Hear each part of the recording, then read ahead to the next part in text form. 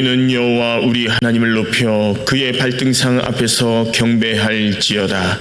그는 거룩하시도다. 너희는 여호와 우리 하나님을 높이고 그 성산에서 예배할지어다.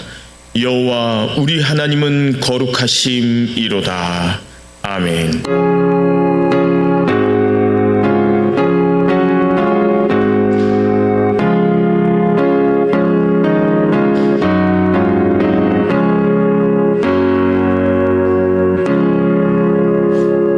사사기 16장 18절로부터 22절까지의 말씀입니다. 제가 성경으로 구약 390쪽입니다. 사사기 16장 18절로부터 22절까지의 말씀을 봉독해 올리겠습니다. 들릴라가 삼손이 진심을 다 알려줌으로 사람을 보내어 블레셋 사람들의 방백들을 불러 이르되 삼손이 내게 진심을 알려주었으니 이제 한 번만 올라오라 하니 블레셋 방백들이 손에 은을 가지고 그 여인에게로 올라오니라. 들릴라가 삼손에게 자기 무릎을 베고 자게 하고 사람을 불러 그의 머리털 7가락을 밀고 괴롭게 하여 본즉 그의 힘이 없어졌더라. 들릴라가 이르되 삼손이여 블레셋 사람이 당신에게 들이닥쳤느니라 하니 삼손이 잠을 깨며 이르기를 내가 전과 같이 나가서 몸을 떨치리라 하였으나 여호와께서 이미 자기를 떠나신 줄을 깨닫지 못하였더라. 블레셋 사람들이 그를 붙잡아 그의 눈을 빼고 끌고 가사에 내려가 놋줄로 매고 그에게 옥에게 맷돌을 돌리게 하였더라. 그의 머리털이 밀린 후에 다시 자라기 시작하니라. 아멘. 여성분들은 권투를 그렇게 즐겨 보시진 않을 것 같고요. 우리 전 세계 세기의 대결이 한 번 있었습니다. 1996년 11월에 세기의 권투가 펼쳐졌습니다. 그것은 다름 아닌 마이클 타이슨과 홀리필드라는 두 사람의 대결이었습니다. 이 당시 마이클 타이슨 들어보셨죠? 마이클 타이슨은 무적이었습니다. 그 누구도 이 타이슨을 이길 사람이 전 세계에 아무도 없었습니다. 세계 최고의 챔피언이었으며 승승장구하였기에 마이클 타이슨은 겸손하지 않았고요. 항상 모든 사람 앞에서 거만하였고 사람들 앞에서 늘 교만했던 인물이 마이클 타이슨이었습니다. 그리고 얼마나 타락했던지 그 당시에 마이클 타이슨 하면 스캔들의 대명사로 거론될 정도로 항상 스캔들이 신문이나 뉴스에 등장할 정도로 타락한 인생을 살아가고 있었습니다. 바로 이때 미국 사람들이 이런 기도를 한 거예요. 믿음의 사람들이 하나님, 저 교만한 타이슨을 이길 수 있는 사람을 우리에게 보내주옵소서. 저 우쭐거리고 인간답지 못한 이 타이슨을 이길 수 있는 십자가 군병 한 명을 우리에게 좀 보내주옵소서. 이렇게 기도했다는 겁니다. 이때 등장한 사람이 다름 아닌 34살의 노장이었던 홀리필드였습니다. 이 사람은요, 아주 신실하고 거룩한 기독교인이었습니다. 늘 경기를 시작하기 전에 기도로 시작하였고 경기가 끝나면 기도로 마치는, 마치 영성의 깊이가 있는 사람이 바로 홀리필드였습니다. 경기 전에 이제 도박 사이트가 있지 않습니까? 외국에는 마이클 타이슨한테 11대 1이라는 승부를 점치고 돈을 걸었다는 겁니다. 막상 게임이 벌어졌는데 어떤 일이 벌어졌습니까? 11회에 홀리필드가 마이클 타이슨을 아주 깨끗하게 KO로 때려 눕혔습니다. 이겼다는 거죠. 그때 참 재미난 것은요, 그 다음날 신문에 대문짝만하게 제목이 붙었는데 뭐라고 제목이 붙었냐? 거룩이 세속을 이기다 라는 제목이었습니다. 여러분, 하나님 앞에 기도하는 홀리필드, 여러분 홀리필드라는 이름의 뜻이 뭐예요? 거룩한 땅 아닙니까?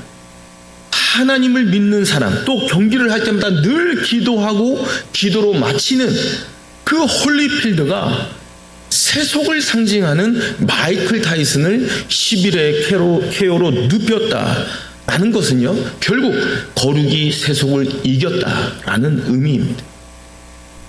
사랑하는 성도 여러분, 하나님께서 이스라엘 백성들을 위하여 홀리필드 같은 사람을 보내신 적이 있다는 겁니다. 바로 그 사람이 삼손이었습니다. 사사기에 보면 가나안 땅에 정착하지 않습니까? 이 가나안 땅은 그냥 어서 오십시오, 그냥 비어있는 땅이 아니었습니다. 7 족속이 그 땅을 차지하고 있었어요. 그 7 족속 가운데 이스라엘 백성들을 가장 힘들게 괴롭혔던 족속이 어느 족속이냐? 블레셋 족속이었습니다. 하나님이 그때마다 고통을 당하고 또 이스라엘 백성들 또 항상 공격당하는 그 이스라엘 백성들을 위해서 하나님께서 영적인 지도자를 세워주신 겁니다. 그들이 바로 사사예요. 사사라는 직함을 받은 사람들이에요. 이 사사기에 보면 그래서 마지막 사사를 세우는데 그 사람이 누구냐? 삼손입니다. 이 삼손의 아버지 마노아에게는요, 아들이 없었답니다. 하나님께 기도하던 중에 하나님께서 이 삼손이라는 아들을 선물로 주신 거예요. 그리고 뭐라고 말씀합니까? 태어난 아들에게는 어떠한 독주나 포도주도 먹이지 말라. 그리고 부정한 것을 만지게 하지 말라. 머리에 삭도를 대지 말라. 이는 나실인 이민이라. 하나님께서 말씀하신 거예요. 하나님께서 이스라엘 백성들을 위해서 삼손을 주신 목적이 무엇입니까? 분명히 하나님께서 지명하셨고 하나님께서 선택하신 사람입니다. 그리고 이스라엘 백성들을 위해서 블레셋으로부터 구원하기 위해서 하나님께서 베푸신 구원의 역사, 또 하나님께서 베푸신 구원의 시작이었던 겁니다.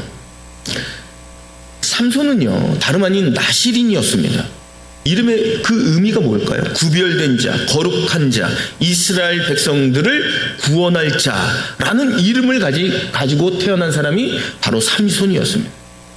근데 이 삼손이 어떻게 살았어요? 여러분, 사자 입을 찢어 죽일 정도로 괴력을 소유한 자였습니다. 엄청난 괴력이에요. 근데 그 힘이 어디서 났느냐? 머리카락에서 나왔다고 성경은 기록하고 있어요. 또 삼손은요, 나귀 턱뼈를 가지고 블레셋 사람 1000명을 그 자리에서 때려 눕힐 정도로 아주 용맹한 지도자였고 또 사사였습니다. 그런데 이 삼손의 마지막 결과는 어때요? 아주 비참하게 인생을 마무리하는 인생이 되고 말았습니다. 왜 그럴까요? 하나님께서 세우신 그 거룩한 나실인의 역할과 임무를 저버렸기 때문에 그래요. 삼손은요, 지나가다가 죽은 사자의 몸 안에 있는 꿀을 먹습니다. 이거는요, 부정한 죽은 시체는 만지지 말라는 하나님의 말씀을 삼손 스스로 어긴 거예요. 그리고 창녀와 동침을 합니다. 그리고 이방 여인으로 또 우상을 섬기던 들릴라와 사랑에 빠지게 돼요. 결국은 이 블레셋 사람들이 들릴라를 돈으로 매수해서 삼손의 능력의 근원이 머리카락에 있다는 사실을 알게 되는 거예요. 그리고 삼손이 잠든 사이에 머리카락을 다 밀어버립니다. 결국 어떻게 됩니까? 삼손의 모든 능력이 사라지고 하나님은 그에게서 떠나고 맙니다. 삼손이 눈을 떴을 때 블레셋 사람들이 들어와서 삼손의 두 눈을 빼어버리고요, 그리고 삼손을 어떻게 합니까? 노예로 끌고 가서 맷돌을 돌리는 인생으로 만들어 버립니다. 나중에 삼손이 머리가 점점 자라나 신전에서 블레셋 사람들이 우상을 섬길 때 삼손이 그 기둥을 밀어버림으로 말미암아 다곤 신전이 무너지고 결국 삼손도 죽고 함께했던 모든 블레셋 사람들도 몰살당하는 그런 비극적인 인생으로 삼손이 끝나버리고 맙니다. 사랑하는 성도 여러분, 하나님께서 분명히 삼손을 선택했습니다. 그리고 삼손을 부르신 거예요. 이 거룩한 사람으로 지명하셨습니다. 그리고 나실인으로 하나님께서 이스라엘 백성들을 위해서 특별하게 세워주신 사람이 삼손이었습니다. 이러한 삼손이 도대체 왜 이런 시험에, 어떤 시험에 빠졌길래 이런 비극적인 인생으로 끝날 수밖에 없냐? 이걸 우리가 오늘 깨달아야 됩니다. 삼손이 넘어간 시험이 있어요. 이런 시험에 넘어간 거예요. 한번 따라해 볼까요? 거룩함을 소홀히 여기면 비극적인 인생이 된다. 보십시오. 거룩함을 소홀히 여기면 결국 비극적인 인생이 되고 마는 겁니다. 아버지 마노아에게는 아들이 없었어요. 하나님께서 그 마노아에게 간절히 기도하는 그 마노아에게 아들을 주신 겁니다. 근데 그냥 아들이 아니었어요. 나시린이었어요. 구별되고 거룩하고 이스라엘 백성들을 구원할 선택된 그 아들을 선물로 주신 거예요. 분명히 하나님 앞에 분명한 용도와 목적을 가지고 태어난 하나님이 세운 사람이란 말이죠. 삼손은요, 그러나 이러한 특별한 하나님의 거룩함, 특별한 하나님의 선택을 소홀히 여기는 사람이 되었다는 거예요. 하나님께서 우리를 부르신 목적이 무엇입니까? 여기 계신 한 사람 한 사람을 이 땅에 세우신 목적이 무엇이에요? 여러분, 우리를 일시키시기 위해서 하나님이 우리를 부르신 겁니까? 아닙니다. 우리가 돈을 많이 벌어서 이 땅에서 출세하고 명예를 얻기 위해서, 그 성공을 위해서 부르신 것이 우리의 목적입니까? 아닙니다. 하나님께서 우리를 부르신 첫 번째 목적은 구원이며, 두 번째는 구원받은 자로서 어떻게 거룩하게 하시려는 하나님의 목적이 있다는 겁니다. 우리가 거룩하게 되어서 그 다음에 세상으로 파송받아 세상을 거룩한 세상으로 만드는 것이 하나님 백성들을 선택한 목적이라는 겁니다. 여러분, 교회의 목적도 마찬가지예요. 교회에 사람들이 많이 모여서 정말 자리에 앉을 자리가 없어서 뒤에 서서 예배드리고 부흥하는 거 좋습니다. 그게 목적이 아니라는 거예요. 그게 첫 번째가 아니라는 겁니다. 하나님께서 교회에서 원하시는 건 뭐냐면 그 첫 번째 목적은 거룩이라는 거예요. 하나님이 선택하셨고 구원하셨습니다. 그 다음에 하나님의 성품을 닮아가고 하나님의 모양을 닮아가는 그리스도인, 그 거룩함이 있어야 된다는 거예요. 그게 하나님이 기대하고 하나님이 원하는 겁니다.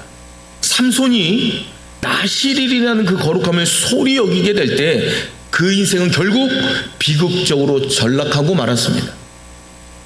여러분, 어느 신학자가요, 하나님이 베푸신 우리에게 대한 기적이라는 제목의 글을 썼습니다. 매우 공감이 되는 이야기입니다. 하나님께서 더러운 세상 속에서 더러운 우리를 불러주셨다는 거예요. 그 기적, 이게 기적이라는 건데, 이 기적의 내용은 다음과 같습니다. 잘 들어보세요. 먼저 더러운 세상 속에서 세속적인 우리를 불러주셨다. 그리고 하나님의 구원과 말씀으로 우리를 거룩한 백성으로 세워주셨다. 그리고 거룩하게 된 우리를 다시 세속적인 세상으로 보내주셨다. 그리고 거룩한 우리가 세속적인 세상 속에서 물들지 않도록 거룩함을 유지하게 만든 것, 바로 이것이 하나님의 기적이라는 겁니다. 이게 바로 하나님께서 우리를 부르신 절대적인 목적이라는 거예요. 사랑하는 성도 여러분, 하나님의 백성들의 능력과 힘은 도대체 어디서 나오는 것일까요? 우리가 말씀을 통해서 또한 예배에서 나온다고 말을 합니다. 그것도 맞는 말씀입니다. 그러나 그 예배 가운데, 그 말씀 가운데 더 깊이 들어가면 무엇이 우리에게 능력과 권세와 권위를 주냐는 거예요. 그것은 바로 하나님의 거룩이 우리에게 능력을 가져다 주실 줄로 믿습니다. 거룩한 하나님의 백성, 구별된 하나님의 백성, 특별한 목적을 가지고 이 땅에 보냄을 받은 하나님의 백성에게 능력이 주어진다는 겁니다. 우리의 권위가 무엇입니까? 우리가 세상 속에서 우리가 보여야 하는 영적인 권세가 무엇입니까? 그것은 바로 하나님을 닮아가는 거룩함이 우리에게 있을 때 그 거룩함이 우리 인생 가운데 영향력을 주며, 그 거룩함이 우리에게 능력을 가져다 주며, 그 거룩함이 우리에게 권위를 가져다 줄 줄로 믿습니다. 이 삼손의 힘의 원천이 어디에서 나온다 그래요? 많은 사람들은 머리카락이라고 대답을 합니다. 성경에 표면적으로 머리카락이라고 분명히 나와 있어요. 머리카락을 밀어버렸을 때 어떤 현상이 벌어집니까?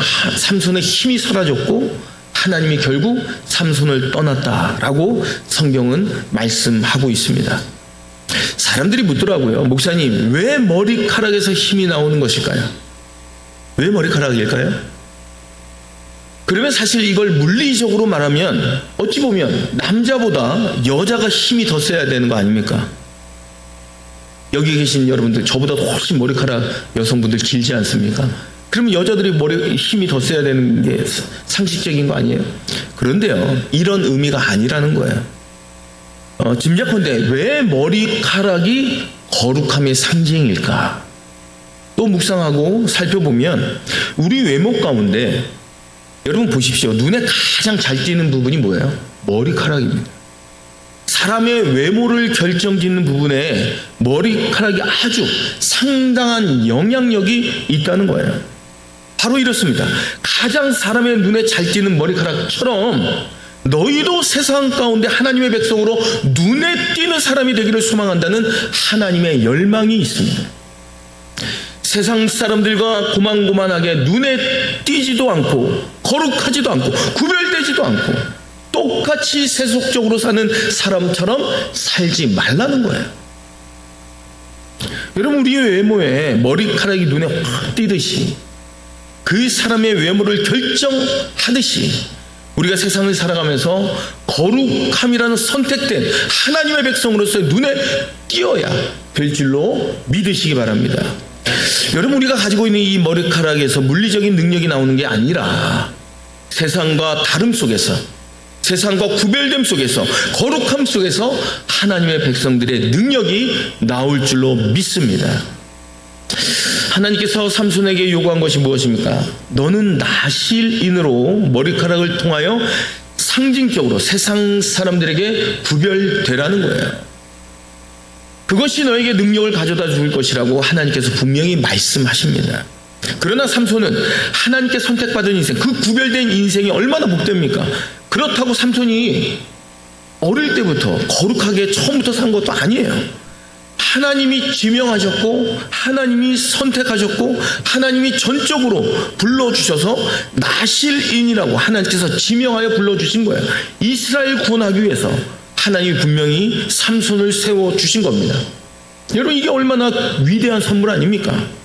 근데 삼손은요, 그러한 선물을 경홀히 여기고 소홀히 여겼다는 거예요. 그의 인생의 비극의 인생이 시작된 겁니다. 보십시오. 사단은요, 어떤 전략을 세우는지 아십니까? 더 거룩하게 살지 말아라, 이렇게 이야기하잖아요. 사단은 너희가 세상 사람들과 똑같이 살아라, 이렇게 말하지 않는다니까요. 왜? 우리가 그런 말에 순응할 리가 없거든요. 우리는 하나님의 백성이기 때문에 분명히 그 말에 넘어가지 않는다는 거예요. 그러나 사단의 전략이 하나가 있어요.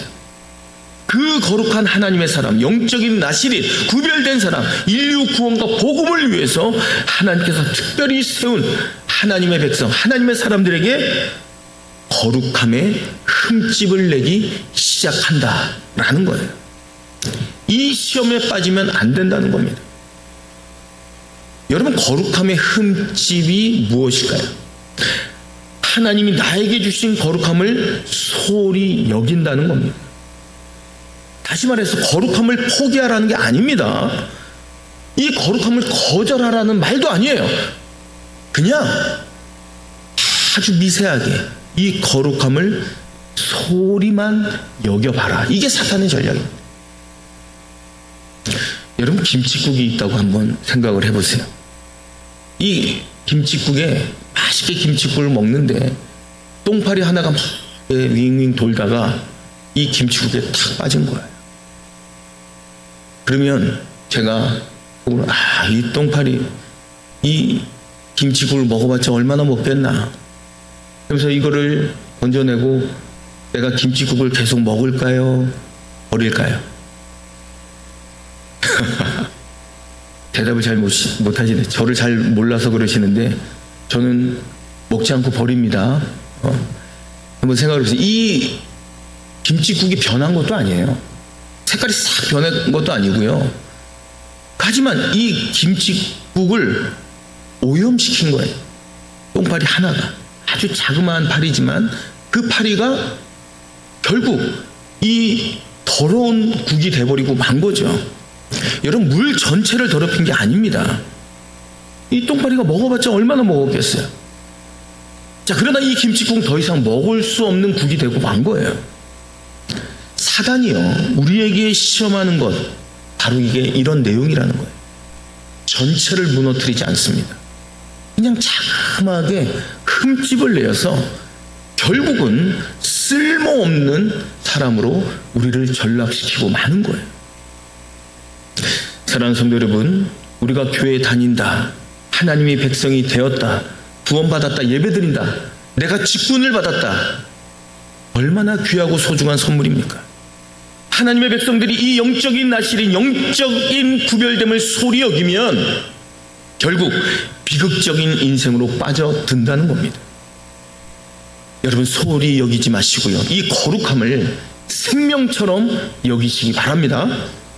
사랑하는 성도 여러분, 거룩함의 흠집이 나면 결국 쓸모없는 인생이 되고 만다는 거예요. 사단은요, 우리의 거룩함을 한 번에 무너뜨리지 않아요. 그 거룩함이 아주 자그마하고 0.00001, 그 0.001 프로그램의 거룩함을 손상시키는 겁니다. 그래서 결국은 그 자그마한 곳으로 말미암아 점점 확장되어서 쓸모없는 인생으로 우리 인생을 전락시키고 마는 거예요. 이 시간 삼손을 통하여 우리에게 하나님은 분명히 말씀합니다. 너희는 거룩을 소홀히 여기면 부정한 것을 선택하게 되며 우리 인생이 결국 비극의 인생으로 치달을 수밖에 없노라. 성경은 우리에게 경고하십니다. 우리 인생의 목적은 성장과 부흥과 또한 부유함이 아닙니다. 거룩함이 목적입니다. 자, 그러면 우리도 부흥할 것이고 흥황할 것이고 하나님의 교회도, 이 성김의 교회도 영적으로 부흥할 줄로 믿습니다. 극동방송에 나온 어느 목사님의 사연입니다. 사연의 주인공은 어느 대형 교회 집사님이에요. 그 목사님이 섬기는 교회. 이 집사님은 당시 동양증권의 부사장이었다고 합니다. 그런데 이분은요, 말단 사원으로 입사해가지고 그 승진에 하면서 승승장구하면서 부사장까지 오른 전설적인 인물이었답니다. 근데 이분이 섬기는 그 목사님에게 전화를 한 거예요. 목사님, 기도 제목이 있습니다. 무엇입니까? 목사님, 제가 부사장으로 일하고 있는데 사장이 새롭게 이제 오셨는데 사장을 잘못 만났습니다. 왜요? 사장이 자기를 하루는 불러서 부정한 일을 하라고 시킨다는 거예요. 목사님, 이 일을 해야 합니까? 하지 말아야 합니까? 이 고민을 목사님께 여쭙는 거예요. 그러면서 하는 말이, 그런데 목사님, 본인의 청을 거절하면 저를 자른다고 합니다. 1년 후에 옷 벗을 각오를 하라고 이야기를 합니다. 어찌하면 좋겠습니까? 이 목사님이 고민에 빠진 거예요. 부정을 내가 허락해줘야 할까? 하지 말아야 할까? 한번 생각해 보십시오. 목사가 그렇다고 부정한 일을 하라고 할 수 있습니까? 그로 인해서 또 회사에서 잘리면 그 모든 책임이 또 목사에게 있는데, 이 목사님이 깊은 생각에 빠지고 기도를 합니다. 목사님이 입을 열어 대답을 합니다. 집사님, 부정한 짓 하지 마세요. 잘리세요. 예수 이름으로 잘리세요.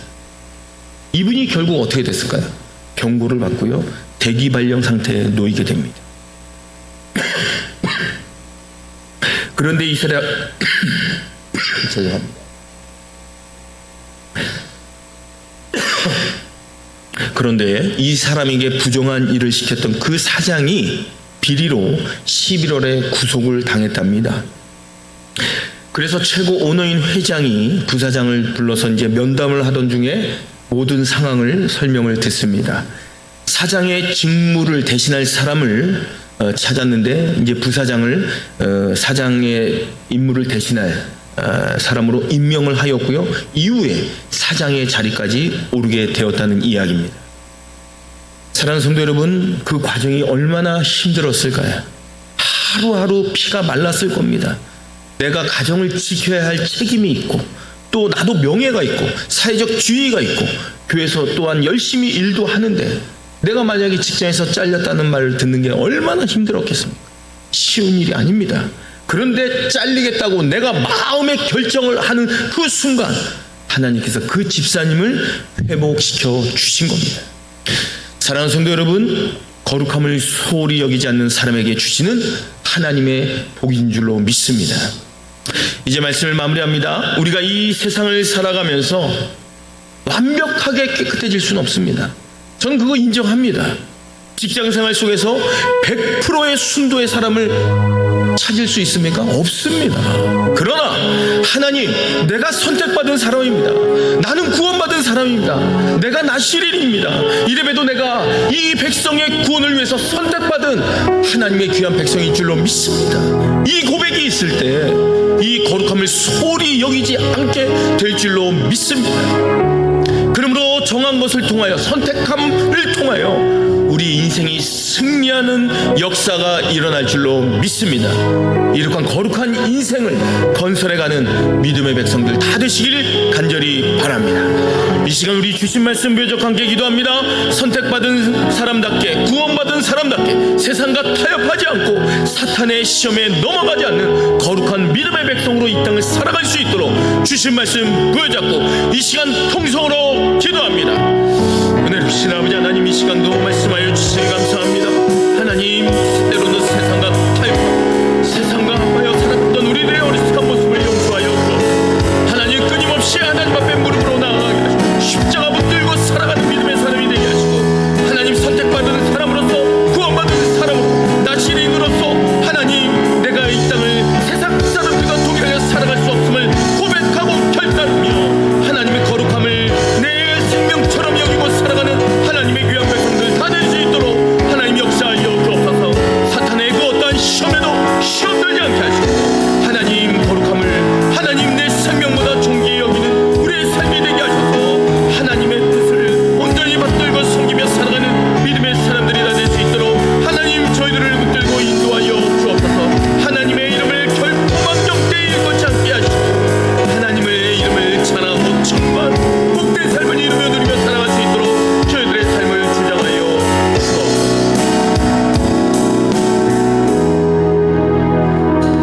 은혜로우신 아버지 하나님, 오늘 말씀을 통하여 하나님이 주신 그 특권인 거룩함을 소홀히 여겼던 삼손이 어떻게 비극적인 인생의 결말을 맞이하였는지 살펴보았습니다.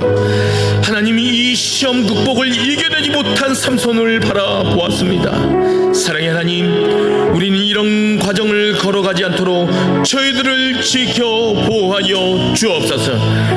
우리 이름 때문에 하나님의 이름이 욕되지 않도록 도와주시고, 우리의 거룩함을 통하여 하나님의 영광 올려드리는 복된 인생, 믿음의 인생을 건설해 가게 하여 주옵소서. 거룩하신 예수 그리스도의 이름 받들어 간절히 기도드리옵나이다. 아멘. 거룩하신 하나님,